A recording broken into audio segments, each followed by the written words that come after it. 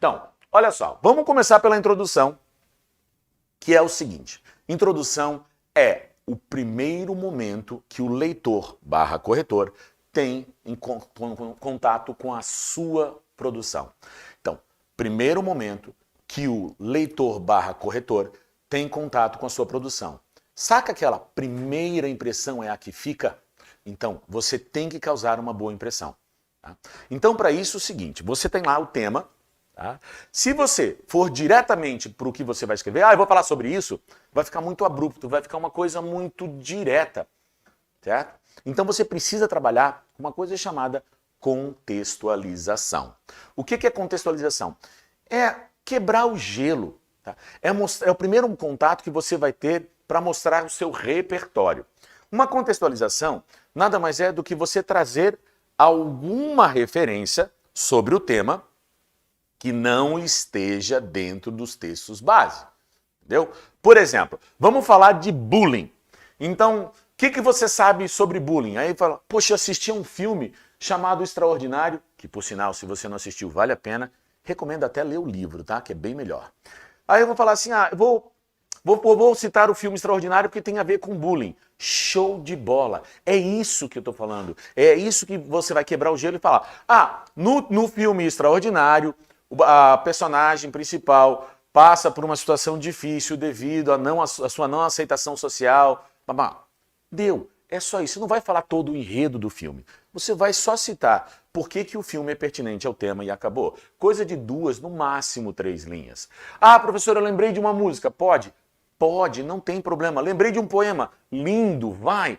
Eu tenho um dos livros que está na lista do vestibular, tem a ver com o tema. Cara, joga esse livro lá. Não tem problema. Tá? Contextualização, uma retomada histórica, uma citação é o primeiro momento que o leitor vai ter contato com as suas ideias. Então, tem que ser legal. Vamos ver alguns exemplos de contextualização? Olha aqui, presta atenção aqui. O mito da caverna, narrado por Platão, filósofo grego, consiste em expor a situação de pessoas que viviam em desconhecimento da realidade que as cercavam. Certo?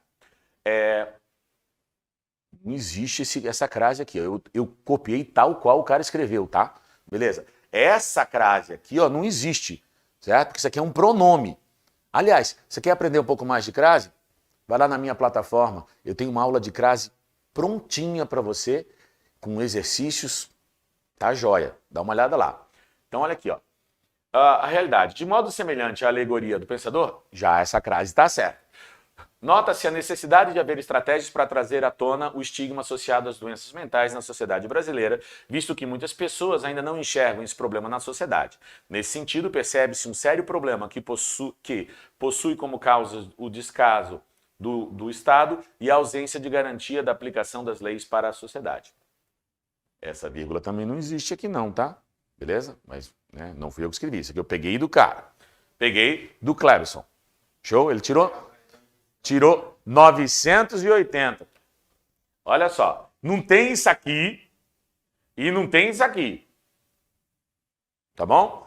Vamos lá. Então, dentro disso aqui que está mostrado, onde é que tu acha que está a contextualização? Aquele primeiro momento. Vou te dar uma dica. Geralmente a gente começa o texto com a contextualização. Então, quando eu falo ali sobre o mito da caverna, vamos dar um cliquezinho. Olha aqui,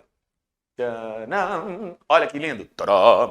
Na contextualização, nada mais é do que o mito da caverna, narrado por Platão, filósofo grego, consiste em expor a situação de pessoas que viviam em desconhecimento da realidade que as cercavam. Deixa eu só fazer de novo aqui. Essa crase não existe.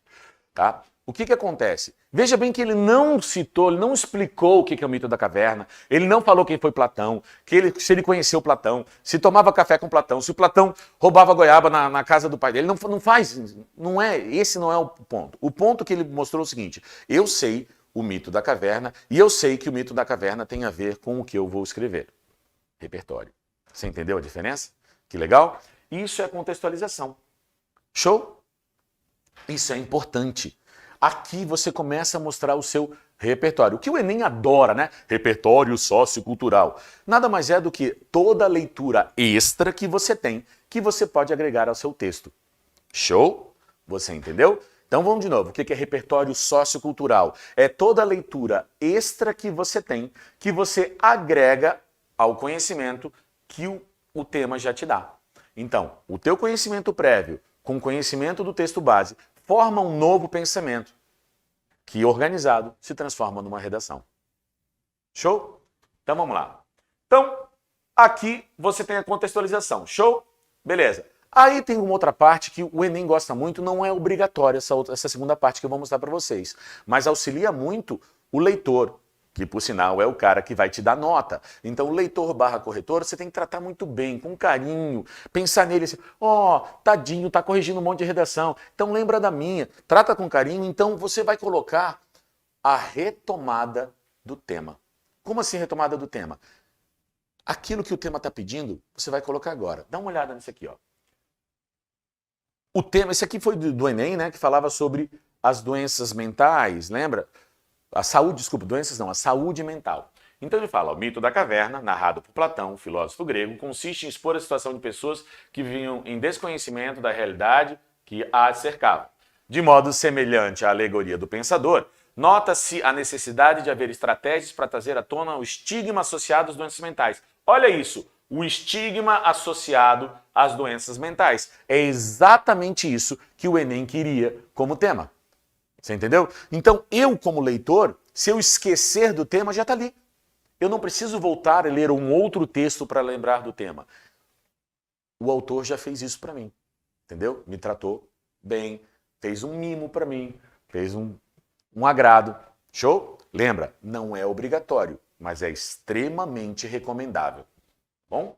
Nesse sentido, percebe-se um sério problema. Tira essa vírgula. Que possui como causas o descaso do Estado e a ausência da garantia da aplicação das leis para com a sociedade. Para tudo. Se eu perguntar para você sobre quais ideias ele vai escrever, você vai olhar assim, tá aqui, professor, ó. O descaso do Estado e a ausência de garantia da aplicação das leis para com a sociedade. Nós chamamos isso de teses. O que são teses? Pensa comigo. Teses são as ideias relacionadas com o tema sobre as quais você vai escrever. Entendeu? Então a tese, quando se apresentar a tese, tem que ser de uma forma muito clara. Poucos verbos, palavras diretas, certo? Uma ideia direta, palavras simples, para que eu, como leitor, numa única lida, consiga entender com clareza aquilo que você está querendo passar. Então, nada de usar palavras rebuscadas. Nossa, vou mostrar que eu tenho o meu vocabulário muito... Não, você mostra que você tem vocabulário em outro momento. Aqui valoriza a clareza, linguagem direta, simples e objetiva. Tudo bem? Tá vendo? O Clebson conseguiu fazer isso. Tá vendo? Professor, não entendi direito. Dá mais um clique aqui, ó. Aqui estão, ó, tese 1, o descaso do Estado, e a tese 2. Então vamos lembrar o seguinte, ó. Quais são os 3 passos de uma introdução bem feita? Primeiro, uma contextualização. Segundo, a retomada do tema para lembrar o leitor sobre o que ele vai escrever. E 3, a apresentação das ideias que você vai trabalhar, chamada tese. Na ordem que você vai. Se você falou primeiro, se no desenvolvimento 1 você vai falar do descaso do Estado, apresenta isso primeiro. Já na D2, no desenvolvimento 2, é a ausência de garantia. Tem que ser na ordem apresentada, tá? Não mistura não, porque senão dá erro de coesão e você perde pontos. Show?